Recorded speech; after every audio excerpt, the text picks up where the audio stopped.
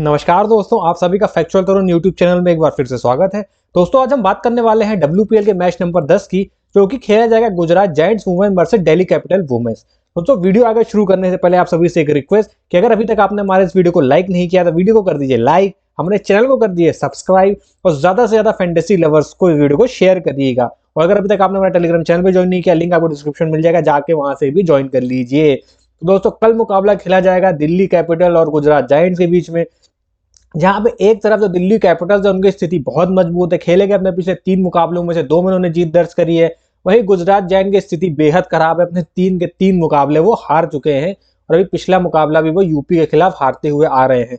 उसका सबसे बड़ा कारण है कि इनकी बैटिंग ना बिल्कुल भी क्लिक नहीं कर रही है, चाहे कप्तान बेचमुनी हो, लिचफील्ड हो, किसी का बल्ला उस हिसाब से नहीं चल रहा है। इसलिए टीम बॉटम पे है टेबल के। और वहीं दिल्ली कैपिटल्स की बात करें तो वीडियो रिकॉर्ड करे जाने तक दिल्ली कैपिटल्स इस पॉइंट्स टेबल के टॉप पे चल रही हैं। अब बात कर लेते हैं दोस्तों वेन्यू की। तो जो चिन्नास्वामी स्टेडियम है उसमें अब तक कुल मिला के 8 मुकाबले खेले जा चुके हैं, जिसमें से पहले बल्लेबाजी करने वाली टीम ने मात्र 2 मुकाबलों में जीत हासिल करी है और दूसरी बल्लेबाजी करने वाली टीम को 6 मुकाबलों में जीत हासिल हुई है। उसमें भी जो दिल्ली कैपिटल्स है वो अपना पिछला मुकाबला जो बेंगलोर के खिलाफ जीती थी इस वेन्यू पे, वो पहले बल्लेबाजी करते हुए ही जीती थी। तो यानी कि इस मुकाबले में दिल्ली कैपिटल को कहीं ना कहीं एक अपर हैंड है कि चाहे वो टॉस जीते या टॉस हारे, उसका पलड़ा भारी रहने वाला ही है। अगर एवरेज स्कोर की इस वेन्यू पे बात करें तो वो रहता है 140 से 160 रन के बीच में। हाईएस्ट स्कोर जो इस वेन्यू पे बना है वो बनाया था दिल्ली कैपिटल्स ने अपने पिछले मुकाबले में, जो था 194 रन 5 विकेटों के नुकसान पे। और जो न्यूनतम स्कोर बना है वो बना है 107 रन 10 विकेटों के नुकसान पे। अब दोस्तों अगर मैं स्कोरिंग पैटर्न की बात करूं तो 150 से कम यहाँ पे 4 बार बन चुका है, 150 से 170 के बीच यहाँ पे 2 मुकाबलों में बना है और 190 प्लस का स्कोर एक बार ही बना है, जो कि दिल्ली कैपिटल्स ने बनाया था। हम दोस्तों इस वेन्यू पे जो देखने में हमें मिल रहा है वो ये मिल रहा है कि जो टीम पहले बॉलिंग कर रही है वो ज्यादा विकेटें हासिल कर रही है, यानी कि जो पहले बैटिंग करने वाली टीम अपनी ज्यादा विकेटें लूज कर रही है और चेस करने वाली टीम की जो विकेटें है ना वो थोड़ी सी कम गिर रही हैं। और जो बॉलिंग सेकंड करा रहा है उसको भी थोड़ी सी मशक्कत हो रही है विकेटें हासिल करने में। तो टॉस हमें बहुत ध्यान देना पड़ेगा कि जो टीम पहले बॉलिंग करे उसके बॉलर्स को हमें ज्यादा पिक करना पड़ेगा। बट देखा जाए तो जो कल का मुकाबला है उसमें ना दिल्ली कैपिटल्स के ही प्लेयर्स हमें ज्यादा लेने पड़ेंगे, क्योंकि वो सारे के सारे लगभग फॉर्म में हैं। तो वो हमें ज्यादा फैंटेसी पॉइंट दिलाएंगे बजाय कि गुजरात के प्लेयर्स। गुजरात के हमें सिलेक्टेड प्लेयर्स लेने होंगे, बट वो प्लेयर्स लेने होंगे जो हमें ज्यादा से ज्यादा पॉइंट दिलवाएं। अब आगे बढ़ते हैं और देख लेते हैं दोस्तों पिच के क्या मिजाज है। तो हम चिन्नास्वामी स्टेडियम बेंगलुरु की पिच बल्लेबाजों के लिए बेहतरीन विकेट है। यहाँ पर गेंदबाजों को मदद मिलती है, खासकर फास्ट बॉलर्स को शुरू में मदद मिलती है और स्पिनर्स को बाद में। बट वुमेन्स क्रिकेट में ना स्पिनर्स ज्यादा विकेट छटकाते हैं, तो स्पिनर्स को यहाँ पे मदद मिल रही है, खासकर जो लेफ्ट आर्म ऑर्थोडॉक्स स्पिनर हैं और उनको ज्यादा मदद मिल रही है। उसके बाद फिर ऑफ स्पिनर और लेग स्पिनर की बारी आती है। ये एक हाई स्कोरिंग वेन्यू है, यहाँ पे अच्छा मैच आपको देखने को मिलेगा, कोई भी टारगेट यहाँ पे सेफ नहीं है। तो और टीमें यहाँ पे टॉस जीत के अक्सर गेंदबाजी चुनना पसंद करती हैं कि उनका कहना है कि फील्डिंग करो और मैच जीतो, क्योंकि यहाँ पे टारगेट आसानी से चेज हो जाते हैं। अब आगे बढ़ते हैं दोस्तों, प्लेइंग 11 पे जरा एक नजर मार लेते हैं कि प्लेइंग 11 क्या रहने वाली। शुरुआत करते हैं दिल्ली कैपिटल्स से। तो दिल्ली कैपिटल्स से अपना पिछला मुकाबला बहुत ही बेहतरीन अंदाज में जीता है। मुझे नहीं लगता वो अपनी टीम में कोई भी चेंज करना चाहेंगे, अनटिल अनलेस कोई किसी खिलाड़ी को चोट लग जाए या निगल आ जाए, उसके अलावा कोई भी सीन दिखाई नहीं देता है कोई भी चेंज होने का। कप्तान मैगलेनिंग और शेफाली वर्मा ओपनिंग करती हुई नजर आएंगी। 3 नंबर पे आपको एलिसा कैप्सी या जेमिमा रोड्रिगस में से एक नजर आएंगे, तो मैं मान लेता हूँ जेमिमा रोड्रिगस 3 नंबर खेलेंगी, एलिसा कैप्सी 4 नंबर, फिर आएंगे मारिजाना कैम्प, फिर आएंगे जेस जॉनसन, फिर विकेट कीपर तानिया भाटिया, उसके बाद अरुंधति रेड्डी, राधा यादव, मिन्नू मणि और शिखा पांडे। तो ये प्लेइंग 11 दोस्तों आपको खेलते हुए नजर आएगी। उसमें भी अगर ऊपर से कोई एक विकेट जल्दी गिर जाती, चाहे वो मैगलेनिंग हो शेफाली वर्मा में से किसी एक की विकेट जल्दी गिरती है, तो जेमिमा रोड्रिगस आपको 3 नंबर पे खेलती हुई दिखाई देंगी। और अगर दोनों प्लेयर अच्छा खेल जाते हैं, मतलब शुरुआत अच्छी मिल जाती है, तो उस कंडीशन में आपको एलिसा कैप्सी 3 नंबर पे दिखाई देंगी और जेमिमा रोड्रिगस का जो बैटिंग ऑर्डर है वो शायद से आपको थोड़ा नीचे दिखाई दे। अदरवाइज सेम बैटिंग ऑर्डर से खेलना प्रीफर करती है दिल्ली कैपिटल्स की टीम। अब आगे बढ़ते हैं दोस्तों और बात कर लेते हैं हम गुजरात जायंट्स की। उनकी क्या प्लेइंग 11 रहने वाली है। तो लास्ट मुकाबले में उन्होंने 2 चेंजेस किए थे। 2 चेंजेस उनके देखिए, लॉरा वुलवार्ड को जगह मिली थी वेदा कृष्णमूर्ति की जगह और मन्नत कश्यप को जगह दी गई थी। बट ताहुआ जो इनकी फास्ट बॉलर थी उनकी जगह कुछ बात बनी नहीं। मन्नत कश्यप बिल्कुल भी मतलब कि गेम में नहीं थी, फ्लॉप रही थी। तो मुझे लगता है कि ताहुआ की वापसी हो सकती है। हालांकि लॉरा वुलवार्ड ने अच्छी बैटिंग करी थी तो उनकी जगह बनी रहेगी, शायद वेदा कृष्णमूर्ति को जगह ना मिले, बट ताहुआ की वापसी हो सकती है। बाकी प्लेइंग 11 लगभग यही रहने वाली है गुजरात जायंट्स की भी, जिसमें बेथ मूनी और लॉरा वुलवार्ड ओपनिंग करती हुई नजर आएंगे। 3 नंबर पे आएंगे फोप रिचफील्ड, फिर हरलीन दोवेल, डायलन हेमलता, एशले गार्डनर। हो सकता है कि एशले गार्डनर को प्रमोशन मिल जाए और वो ऊपर भी आपको खेलती हुई नजर आए। उसके बाद आएंगे कैथरीन ब्राइस, स्नेहा राणा, तनुजा कंवर, मन्नत कश्यप और मेघना सिंह। तो ये प्लेइंग 11 आपको देख खेलती हुई नजर आएगी। गुजरात के जीतने के चांसेस तब ज्यादा हैं जब वो टारगेट को चेस करे, क्योंकि अब तक जो 2 मैचेस में गुजरात ने पहले बैटिंग करी है, बैट्समैन का शो बिल्कुल फ्लॉप रहा है। स्टार्ट मिलते हैं बट उसको लंबे टारगेट में कन्वर्ट नहीं कर पा रहे हैं। 135 से 140 के बीच में ही ये स्कोर बना पाते हैं। पिछला मुकाबला यूपी के खिलाफ खेले थे, उसमें भी शायद 144 या 143 के आसपास ही रह गए थे, जिसके चलते यूपी ने वो टारगेट वही आसानी के साथ चेज कर लिया था और इनको लगातार तीसरे मुकाबले में हार का सामना करना पड़ा था। तो ये प्लेइंग 11 गुजरात की खेलने वाली है। आगे बढ़ते और देख लेते हैं हेड टू हेड दोनों टीम का क्या सिनेरियो है। अगर हेड टू हेड बात करें तो भाई साहब दोनों टीमें अब तक 2 बार भिड़ी हैं, जिसमें जो मुकाबला है ना वो बराबरी करा है। एक मुकाबला दिल्ली कैपिटल्स ने जीता है और एक मुकाबला गुजरात जायंट्स ने जीता है। अगर रीसेंट फॉर्म की बात करें इस WPL में, तो खेले गए अपने पिछले 3 मुकाबलों में से एक मुकाबला दिल्ली कैपिटल्स ने हारा था, जो कि इनका पहला मुकाबला था मुंबई इंडियंस के खिलाफ। उसके अलावा अपने दोनों मुकाबले बैक टू बैक जीतती हुई आ रही है दिल्ली कैपिटल्स और उम्मीद करेगी कि वो तीसरा मुकाबला भी जीते। वहीं बात करें मैं गुजरात की, तो गुजरात के लिए टूर्नामेंट किसी नाइटमेयर से कम नहीं है। 3 मुकाबले उन्होंने इस टूर्नामेंट में खेले और 3 के तीनों में उनको हार का सामना करना पड़ा है, और हार ही नहीं करारी हार का सामना करना पड़ा है, जिसके चलते बॉटम में भी सबसे नीचे है, निचले पायदान पे है। और साथ ही साथ इनका जो रन रेट है, नेट रन रेट, वो भी बहुत नीचे जा चुका है। अब आगे बढ़ते और इस वेन्यू पे देख लेते हैं कुछ रिसेंट मैचेस के और उनके स्कोर की। जो सबसे रिसेंट मैच इसमें खेला गया था वो खेला गया गुजरात जायंट्स और यूपी वॉरियर्स के बीच में। इसमें गुजरात जायंट ने पहले बल्लेबाजी करते हुए 142 रन बनाए थे 5 विकेटों के नुकसान पे, और यूपी वॉरियर्स ने उसको बड़ी आसानी के साथ चेस कर लिया था। उन्होंने 143 रन बना दिए थे 4 विकेटों के नुकसान पे। अगर मैं विकेटों की बात करूं तो पेसर्स को इस मुकाबले में 2 विकेटें हासिल हुई हैं और स्पिनर्स इस मुकाबले में 6 विकेटें हासिल करने में कामयाब रहे हैं। वहीं जो अगला मैच हुआ था वो हुआ था दिल्ली कैपिटल्स और रॉयल चैलेंजर्स बेंगलोर वुमेन्स के बीच में। इसमें दिल्ली कैपिटल्स ने पहले बल्लेबाजी करते हुए 194 रनों का विशाल स्कोर बनाया था 5 विकेटों के नुकसान पे, और आरसीबी उसको चेज नहीं कर पाई थी, 169 रन बना पाई थी 9 विकेटों के नुकसान पे। पेसर्स को इस मुकाबले में 9 विकेटें हासिल हुई थी और स्पिनर्स को इस मुकाबले में 4 विकेटें मिली थी। वहीं अगला जो मुकाबला है वो खेला गया था मुंबई इंडियंस और यूपी वॉरियर्स के बीच में। इसमें मुंबई इंडियंस ने पहले बल्लेबाजी करते हुए 161 रन बनाए थे 6 विकेटों के नुकसान पे, और यूपी वॉरियर्स इसको चेस कर गया था और 163 रन बना दिए थे उन्होंने मात्र 3 विकेटों के नुकसान पे। इस पूरे मुकाबले में 3 विकेटें पेसर्स को मिली थी और 5 विकेटें स्पिनर्स को मिली थी। अगर मैं टोटल करूं 3 मैचेस का, तो 3 मैचेस में कुल मिलाकर 14 विकेटें पेसर्स को हासिल हुई हैं, वहीं स्पिनर्स को यहाँ पे 15 विकेटें हासिल हुई हैं। तो लगभग एवरेज बराबर का है। वो इसलिए है कि जो दिल्ली वाला मैच है ना, उसमें दिल्ली के पेसर्स ने अच्छी बॉलिंग करी थी और ज्यादा विकेटें हासिल करी थी, जिसके चलते डिफरेंस जो है काफी कम हो गया। अदरवाइज यहाँ पे कम से कम 6 से 7 विकेटों का डिफरेंस रहता है, क्योंकि इस वेन्यू पे विमेंस क्रिकेट में स्पिनर्स ज्यादा इफेक्टिव हैं और स्पिनर्स ज्यादा विकेटें हासिल कर रही हैं। कल के मुकाबले में हालांकि पेसर्स ज्यादा काम करेंगे, क्योंकि दिल्ली के पास अच्छे पेसर्स हैं जो विकेटें निकालते हैं। अब आगे बढ़ते हैं और देख लेते हैं दोस्तों की प्लेयर्स का क्या सिनेरियो है। स्टार्ट करेंगे हम गुजरात जायंट्स से कि उनके प्लेयर्स की क्या फॉर्म चल रही है, हमें किसे लेना चाहिए और किसे ड्रॉप करना चाहिए। स्टार्ट करेंगे इनकी कैप्टन बेथ मूनी से। टूर्नामेंट में आई तो ये शानदार फॉर्म में थी 78 और 82 का स्कोर लेके, बट अभी तक इनका बल्ला चला नहीं है।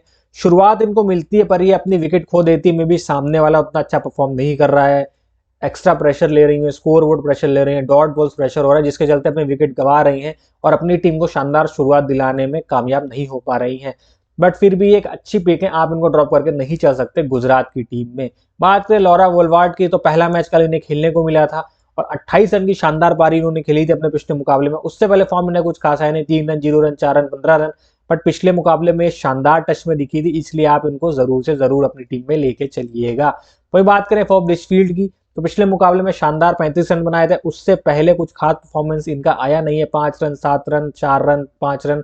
तो चाहो तो आप इनको भी अपनी टीम में लेके चल सकते हो, क्योंकि अच्छी बैट्समैन है, अपने कैलिबर पे परफॉर्मेंस दी नहीं है। इंडिया में एडजस्ट करने में थोड़ा बहुत टाइम लगा इनको, 2 मुकाबले में तो रन नहीं आए, बट लास्ट मुकाबले में जो झलक इन्होंने अपनी बैटिंग की दिखाई है उससे हमें कहीं ना कहीं लगता है कि अच्छी पिक बन सकती है।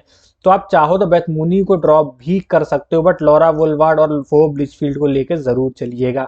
बात करें हरलीन दोयल की, तो स्लो खेलती है, मतलब संभाल के खेलती है, बट बड़ा स्कोर इनके बैट से भी अभी तक नहीं आया है। तो आप चाहो तो इनको ले सकते हो या फिर आप इनको ड्रॉप भी कर सकते हो। रिसेंट फॉर्म उतना कुछ खास है नहीं, 18 रन, 22 रन, 8 रन, 1 रन और 77 रन। बात करें दोस्तों डायलन हेमलता की तो बिल्कुल आउट ऑफ फॉर्म चल रही है। एक खाली 31 रन की पारी आई थी, उसके अलावा कुछ खास पारी है नहीं। 2 run, 31 run, 3 run, 57 run, 16 run, तो आप इनको ड्रॉप करके चल सकते हो। Ashleigh Gardner captain best captaincy की मतलब फेवरेट चॉइस है, कंफर्म पिक बनती है। आप इनको बिल्कुल भी ड्रॉप करने की गलती मत करिएगा। रिसेंट फॉर्म इनका ठीक ठाक है, पिछले मुकाबले में 30 रन बनाए थे, विकेट लग गई थी, फिर 7 रन, 1 विकेट और 15 रन। तो इनकी टीम में जो अच्छे प्लेयर है उसमें एशले गार्डनर शामिल है, जो करंट फॉर्म जिनकी अच्छी चल रही है। तो ये आपको कहीं ना कहीं ज्यादा से ज्यादा पॉइंट्स दे के जाएंगे, तो आप इनको डेफिनेटली अपनी टीम में लेके चलिएगा। बात करें मीडियम पेसर कैथरीन ब्राइस के, तो इस टीम से ये भी कंफर्म पिक बनती है। रिसेंट फॉर्म इनका ठीक ठाक है, 1 विकेट है, फिर 3 रन 0 विकेट थे, फिर 25 रन पे 1 विकेट, फिर 48 रन 1 विकेट। तो कैथरीन ब्राइस को भी आप अपनी टीम में लेके चलिएगा। अच्छी बॉल डाल रही है, अच्छे फॉर्म में और विकेटें भी चटका रही हैं। बात करें दोस्तों स्नेहा राणा की, तो कुछ खास परफॉर्मेंस इनके बल्ले से आई नहीं है, ना इनके बॉल से आई है, तो आप इनको ड्रॉप करके भी चल सकते हो। रिसेंट फॉर्म की मैं बात करूं तो 0 विकेट है, 12 रन, फिर 0 विकेट, 1 विकेट, 1 विकेट। तो अगर आप स्मॉल लीग खेल रहे हो तो उसमें स्नेहा राणा लेना बहुत बड़ा रिस्क हो जाएगा। आप चाहो तो आप इनको ड्रॉप करके चल सकते हो। बाकी जीएल की 1-2 टीम में आप इनको एज अ ट्रम्प भी यूज कर सकते हो। आगे बढ़ते हैं दोस्तों और बात करते हैं आगे तनुजा कन्वर की। तो इस टीम के अगर कोई बॉलर सबसे ज्यादा विकेट लेने में कामयाब हो रही है तो वो है तनुजा कन्वर। ये लेफ्ट आर्म स्पिनर है और अच्छी बॉलिंग डालती है। तो पिछले मुकाबले में भी 2 विकेटें चटकाई थी, फिर 1 विकेट, फिर 28 रन बनाए बैट से और 2 विकेटें चटकाई हैं, 1 विकेट, फिर एक मैच था बहुत पहले जिसमें विकेट लग गई थी, अदरवाइज ये विकेटें चटकाती हैं। तो ये आपके लिए कंफर्म पिक बनती है इस टीम से, तो आप इनको जरूर से जरूर अपनी टीम में रखिएगा। बात करें मन्नत कश्यप की, तो रिसेंट फॉर्म कुछ खास है नहीं, 0 विकेट, 1 विकेट, 0 विकेट, 1 विकेट, फिर 4 विकेट। तो आप इनको ड्रॉप करके चल सकते हो। वहीं बात करें मेघना सिंह की, तो इनके भी रिसेंट फॉर्म कुछ अच्छी है नहीं। 1 विकेट चटकाया था पिछले मैच में, उससे पहले विकेटलेस गई थी 3 मुकाबलों में लगातार, फिर इनके नाम 1 विकेट है। तो उतना अच्छा कुछ खास परफॉर्मेंस है नहीं, सामने वाली टीम के लिए इतने थ्रेट है नहीं, तो जिनके चलते आप इनको भी ड्रॉप करके स्मॉल लीग में चल सकते हो। हालांकि जीएल में ट्राई करना चाहो तो कर लो। बाकी गुजरात जायंट की टीम से तनुजा कन्वर कंफर्म पिक आपके लिए बनती है। बॉलिंग सेक्शन से कैथरीन ब्राइस आपके लिए कंफर्म पिक बनती है। एशले गार्डनर आपके लिए कंफर्म पिक बनती है। लॉरा वुलवार्ड और फोर्ब लिचफील्ड में से किसी एक को लेके आप जा सकते हो, या दोनों को भी लेके आप चल सकते हो। अब ये था दोस्तों दोनों टीमों के प्लेयर्स का स्टैट एनालिसिस। अब चलते हैं जरा इनकी बॉलिंग में कि लास्ट मुकाबले में इनकी बॉलिंग ने क्या परफॉर्मेंस दी थी। मेघना सिंह और कैथरीन ब्राइस ने स्टार्ट करा था जिसमें मेघना सिंह ने 4 ओवर पूरे डाले थे, एक मेडन था उसमें 39 रन देके 1 विकेट हासिल किया था। वही बात करें कैथरीन ब्राइस की, तो 2 ओवर मात्र ये डाल पाई थी क्योंकि यूपी ने टारगेट चेस कर लिया था, और 2 ओवर में उन्होंने 19 रन देके 1 विकेट हासिल करी थी। एशले गार्डनर ने 3 ओवर में 30 रन दिए थे और इस मुकाबले में विकेटलेस गई थी। हालांकि रिसेंट फॉर्म ठीक है, ये कंफर्म पिक रखिएगा आप अपनी टीम में, क्योंकि ओवर्स लगभग 3 से 4 इनको हमेशा मिलते हैं। बात करें तनुजा कन्वर की, तो 3 ओवर में 23 रन देके इन्होंने भी 2 विकेटें हासिल करी थी। अच्छी बॉलर है और ये भी इस टीम से कंफर्म पिक बनती है बॉलर में। मन्नत कश्यप उतनी खास बॉलिंग रही नहीं, सिर्फ 1 ओवर इनको मिला, 14 रन इन्होंने खर्चे और कोई भी विकेट नहीं मिला। और इसने राणा ने मात्र 2.4 ओवर डाले, विकेटलेस थी और 17 रन भी इन्होंने दिए। तो आप इनको चाहे तो ड्रॉप करके भी चल सकते हैं। बट तनुजा कन्वर, एशने गार्डनर और कैथरीन ब्राइस, बॉलिंग में ये 3 कंफर्म पिक हैं आपके लिए गुजरात जायंट्स की तरफ से। चाहो तो आप कैथरीन ब्राइस को ड्रॉप कर दो, बट एशले गार्डनर और तनुजा कन्वर को बिल्कुल भी ड्रॉप मत करिएगा। तो ये था दोस्तों पूरा गुजरात जायंट्स का एनालिसिस। अब आप लोगों के लिए एक छोटी सी इन्फॉर्मेशन है। वो इन्फॉर्मेशन ये है कि हमारा जो दोस्तों टेलीग्राम चैनल है वो लाइव हो चुका है। जल्दी से जाइए और हमारे टेलीग्राम चैनल को ज्वाइन करिए, लिंक आपको डिस्क्रिप्शन में मिल जाएगा, पिन कमेंट में मिल जाएगा। जल्दी से जाइए, ज्वाइन बटन पे क्लिक करिए और हमारी फैमिली का हिस्सा बनिए। इसको ज्वाइन करने से आपको फायदा ये होगा कि मैच से रिलेटेड जितनी भी लास्ट मिनट अपडेट है वो सब हम आपको यहाँ पे प्रोवाइड कराते हैं। साथ ही साथ हमारी जो फाइनल टीम होती है चेंजेस के साथ, वो भी हम आपको यहाँ पे प्रोवाइड कराते हैं। पिच की photo, pitch report, confirm playing 11, team में क्या चेंजेस हैं, वेदर अपडेट, क्या माहौल है, क्या चेंजेस करने क्या नहीं करने, हर एक इन्फॉर्मेशन हम आप तक मैच स्टार्ट होने के 20 मिनट पहले तक पहुंचाते हैं। तो अगर अभी तक आपने हमारा चैनल ज्वाइन नहीं किया है तो जल्दी से हमारे चैनल को ज्वाइन करिए और हमारी फैमिली का हिस्सा बनिए, और हमारी फाइनल टीम भी आपको यहीं पर मिलेगी। तो दोस्तों ये थी एक छोटी सी इन्फॉर्मेशन। अब चलिए वापस चलते हैं अपने वीडियो की तरफ और देख लेते हैं दिल्ली के प्लेयर्स का एक एक करके सारा स्टैट। सबसे पहले बात करेंगे कैप्टन मैगलेनी की। कमाल की फॉर्म में, हालांकि पिछले मुकाबले में 11 रन पे जरूर आउट हो गई थी, बाकी उससे पहले शानदार इनकी परफॉर्मेंस रही है। 51 रन, 31 रन, 64 रन, 4 रन। तो मैगलेनिन को आप बिल्कुल अपनी टीम में रख सकते हो, सीवीसी भी बना सकते हो। फिर चाहे आप एसएल खेल रहे हो या जीएल खेल रहे हो, इनको जरूर से जरूर आप अपनी टीम में रखिएगा। फिर बात करें शेफाली वर्मा की, तो शेफाली वर्मा भी शानदार फॉर्म में, back to back 2 half centuries लगाई है।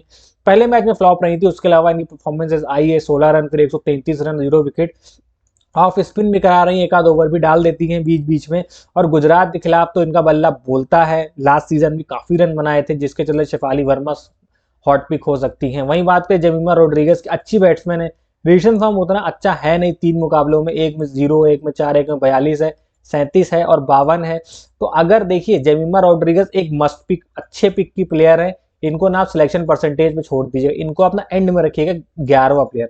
10 प्लेयर सेलेक्ट कर लीजिएगा, उसके बाद देखिएगा इनकी जगह बन रही है या नहीं बन रही है, क्योंकि इनसे अच्छे ऑप्शन हैं। बट रिसेंट फॉर्म, इनके रिसेंट फॉर्म के मुकाबले बाकियों का रिसेंट फॉर्म काफी अच्छा है दिल्ली में, तो अगर आप बाकी प्लेयर लेके चलेंगे तो शायद जमीमा की जगह ना बने। तो आप पहले अपने 10 प्लेयरों की टीम बना लीजिएगा, उसके बाद डिसाइड करिएगा कि 11वें प्लेयर में जमीमा आती है या कोई और आता है। बात करें अलीसा कैप्सी की, कंफर्म पिक बनती है भाई साहब, गजब का परफॉर्मेंस है, लास्ट मुकाबले में 46 रन बनाए थे, उससे पहले 75 रन, 2 विकेटें, फिर 7 रन, 0 विकेट, फिर 25 रन। तो ये कैप्टनसी और वाइस कैप्टनसी भी प्रबल दावेदार हैं, तो आप इनको डेफिनेटली अपनी टीम में रखिएगा। फिर बात करें मारिजाना कैप की, तो भाई गुजरात के सामने इनका लीथल परफॉर्मेंस लास्ट ईयर आया था, 5 विकेट भी इन्होंने बॉलों से मारे थे। तो इस टीम के खिलाफ ये परफॉर्मेंसेस देती हैं और रिसेंट फॉर्म इनका तगड़ा है। पिछले मुकाबले में बैट से 32 रन बनाए थे और 2 विकेटें हासिल करी थी, फिर 3 विकेटें हैं, फिर 16 रन, 1 विकेटें। बॉलिंग से बॉलिंग की शुरुआत करती हैं, और गुजरात जो जाइंट्स है उनकी ना बैटिंग उतनी अच्छी चल नहीं रही है, तो उस कंडीशन में मारिजाना कैप बहुत ही खतरनाक साबित हो सकती है और आपकी टीम के लिए एक अच्छी ऑप्शन साबित हो सकती है। तो आप इनको कैप्टन वाइस कैप्टन भी बना के चल सकते हो। फिर अगला नंबर है जेस जॉनसन का, भाई इनको भी आप ड्रॉप नहीं कर सकते, रिसेंट में बहुत अच्छा है, 36 रन, 3 विकेटें, 29 रन, 4 विकेटें, 5 रन, 1 विकेटें। तो भाई ये भी सीवीसी के अच्छे ऑप्शन है, आप इनको भी लेके चल सकते हो। फिर बात करें विकेट कीपिंग सेक्शन की, तानिया भाटिया, तो उनका रिसेंट में उतना अच्छा है नहीं, 3, 4, 56, 1। तो इनकी जगह आप बेथ मुनी को अपनी टीम में रख सकते हो, क्योंकि विकेट कीपर तो इनसे लाख गुना अच्छी है बेथ मुनी, और बैट से रन भी उनके निकल रहे हैं। वहीं बात करें अरुणधीर रेड्डी की, तो भाई ये भी अच्छी पिक है, इनको भी आप अपनी टीम में लेके चलिएगा। बैट से थोड़े बहुत रन बना देती हैं, पर बॉलों से विकेटें ले रही हैं। लास्ट मुकाबले में 10 रन, 2 विकेटें हैं, फिर 1 विकेट हासिल करा, फिर 2 विकेट है, फिर 1 विकेट है, फिर 0 विकेट है। ये आपको अच्छे खासे पॉइंट देके जाएंगी। तो लगभग आपको दिल्ली की मिली जुली टीम लेके लगभग 5, 6 या 7 प्लेयर आपको दिल्ली के लेके चलने पड़ेंगे। Meg Lanning, Shafali Verma, Alice Capsey, Marizanne Kapp, Jess Jonassen और अरुंधति रेड्डी। तो ये 5 से 6 प्लेयर आप कंफर्म अपनी टीम में दिल्ली के लेके चलोगे तो आप अच्छा अमाउंट जीतोगे और आप कहीं से भी हारने वाले नहीं हो। हाँ, वो बात अलग है कि कोई उलट फेरी हो जाए, एकदम धराशायी टीम कोलैप्स कर जाए, वो एक अलग चीज है, वो थोड़ा सा तो लक फैक्टर काम करता है, बट ऑन स्टैट आपको दिल्ली के ज्यादा प्लेयर लेके चलने हैं। आगे बात करें हम मिन्नू मणि के, तो रिसेंट में उतना कुछ खास है नहीं, 2 मुकाबलों में विकेटलेस गई, एक मुकाबले में हालांकि 3 विकेटें हासिल करी थी, बाकी 2 विकेट 2 विकेट, उसके अलावा कोई खास परफॉर्मेंस आई नहीं है। तो आप चाहें तो उनको ड्रॉप करके भी चल सकते हो। राधा यादव एक मुकाबले में 0 विकेट, फिर 4 विकेट, फिर 0 विकेट, फिर 3 विकेट, फिर 0 विकेट, तो अल्टरनेट विकेट लेती हैं, तो राधा यादव को भी आप ट्राई कर सकते हो। शिखा पांडे कुछ खास फॉर्म में है, इनको तो आप ड्रॉप करके चल सकते हो, 0 विकेट, 1 विकेट, 0 विकेट, 1 विकेट। वही बात है कि राधा यादव को अगर आप स्मॉल लीग खेले हो तो सिलेक्शन परसेंटेज पे जाइएगा, और अगर आप ग्रैंड लीग खेल रहे हो तो उस कंडीशन में तो आप इनको as a trump player pick कर सकते हो। दोस्तों ये था पूरा दिल्ली कैपिटल्स के प्लेयर का एक एक करके स्टैट। अब जरा देख लेते हैं कि पिछले मुकाबले में इनके बॉलर ने क्या परफॉर्मेंस दी थी। स्टार्ट करा था दोस्तों मारिजाना कैप ने, जैसा कि मैंने बोला स्टार्ट करती है बॉलिंग की मारिजाना कैप। 4 ओवर डाले थे, 35 रन खर्चे थे और 2 विकेटें उन्होंने हासिल करी थी। मिन्नू मनी ने स्टार्ट किया था, 2 ओवर डाले थे, 28 रन 2 ओवरों में, जो काफी एक्सपेंसिव साबित हुई, जो विकेटलेस गई थी। वहीं जेस जॉनसन की मैं बात करूं तो 4 ओवर में 21 रन 3 विकेटें हासिल करी थी। शिखा पांडे 4 ओवर 27 रन मात्र 1 विकेट हासिल करी थी। अरुंधति रेड्डी 4 ओवर 38 रन 2 विकेटें, और राधा यादव ने मात्र 2 ओवर कराए थे, 19 रन खर्चे थे और विकेटलेस गई थे। तो इस टीम से आप अगर मैं बॉलिंग सेक्शन की बात करूं तो अरुंधति रेड्डी, जेस जॉनसन और मारिजाना कैप, ये 3 बॉलर आपके लिए मस्ट पिक बनते हैं, क्योंकि पूरे 4-4 ओवर डाल रहे हैं और विकेट भी हासिल कर रहे हैं, तो आपको ज्यादा से ज्यादा पॉइंट्स देके जाएंगे यानी, और आप इनको सीवीसी में भी ट्राई कर सकते हो। ये तो दोस्तों पूरा दिल्ली कैपिटल्स का आपके लिए एनालिसिस। अब आगे बढ़ते हैं और देख लेते हैं वेन्यू पे कौन से 3 बेस्ट परफॉर्मर हैं यहाँ पे। सबसे पहले आती है एलिसा कैप्सी, जिन्होंने 3 मैचेस में 40.3 की एवरेज से 140 के स्ट्राइक रेट से रन बनाए हैं, तो ये आपके लिए मस्ट पिक है। फिर है शेफाली वर्मा, ये भी परफॉर्मेंस इस वेन्यू पे अच्छा कर रही है, 3 मैचेस में 38.3 की एवरेज और 140.24 का स्ट्राइक रेट है। और मजे की बात यह कि गुजरात के सामने इनकी परफॉर्मेंस ज्यादा बेहतरीन आती है, निखर के आती है। एक चीज और है कि शेफाली वर्मा स्पिनर उतना परेशान होती नहीं है, और गुजरात के बाद इतने मतलब गन पेसर्स हैं नहीं, इसलिए गुजरात की पिटाई कुछ ज्यादा ही करती है। उसके बाद फिर जेस जॉनसन के तो एक मैच 36 के एवरेज, 225 का स्ट्राइक रेट है, तो ये तीनों खिलाड़ी आपके लिए मस्ट पिक बनते हैं और तीनों के तीनों दिल्ली के ही हैं।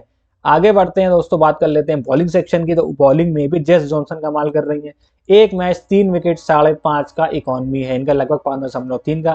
फिर आ जाती है मरीजाना कैप, 5 मैचेस 1.8 की एवरेज यानी कि लगभग 2 विकेट तो हासिल करती हैं और 5.4 का इनका इकोनॉमी है, इकोनॉमी भी काफ़ी अच्छा है।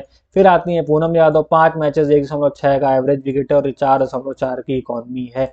तो ये दोनों तो कंफर्म पिक है कि इनको तो हमें लेके ही चलना है। बाकी पूनम यादव हम टीम कॉम्बिनेशन और पिच रिपोर्ट और जो टीम आई उसके हिसाब से देखेंगे कि इनको टीम में रखना है कि नहीं रखना है। अब दोस्तों ये पूरा था एनालिसिस, अब आगे बढ़ते हैं और अपनी टीम पे एक नजर मार लेते हैं। और आपको मैं बता दूं कि हमारी फाइनल टीम नहीं है, फाइनल टीम आपको टेलीग्राम चैनल पे मिलेगी मैच स्टार्ट होने के 20 मिनट पहले। तो हमारे चैनल को ज्वाइन कर लीजिए अगर ज्वाइन नहीं किया। मैं टीम की बात करूं तो बेथ मूनी को एज अ विकेट कीपर हमने लिया है, मैक लैनिंग हमारी वाइस कैप्टन रहेंगी, लॉरा वुलवार्ड, शेफाली वर्मा ये हमारे बैट्समैन रहने वाले हैं। फिर ऑलराउंडर सेक्शन की हम बात करें तो जेस जॉनसन, मारिजाना कैप हमारी कैप्टन भी रहेंगी, Kyle Bryce, Ashleigh Gardner, Alice Capsey ये हमारा ऑलराउंडर सेक्शन है। और बॉलर्स में मैंने लिया है टी कन्वर और अरुंधति रेड्डी को।